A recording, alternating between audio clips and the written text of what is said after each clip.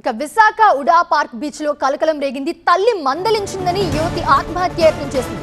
ఆత్మహత్యకు ముందు కుటుంబ సభ్యులకు యువతి వీడియో కాల్ చేసింది. సకాలంలో యువతిని కాపాడారు 3 టౌన్ పోలీసులు.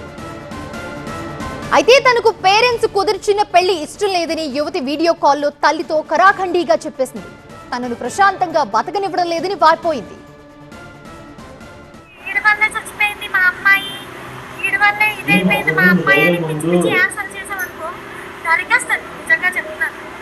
ఆడవల్ల అయితే నేను ఎలాంటి టార్చర్ ఎలాంటి ఇబ్బంది కూడా పడలేదు. కేవలం నీ వల్లే ఎంగేజ్మెంట్కి ఇలాగే గొడవ పెట్టావు, పెళ్లికి ఇలాగే గొడవ పెడుతున్నావు. అసలు ప్రశాంతంగా ఉండనివ్వట్లేదే బాబు. నువ్వు నాకు చచ్చిపోతాను.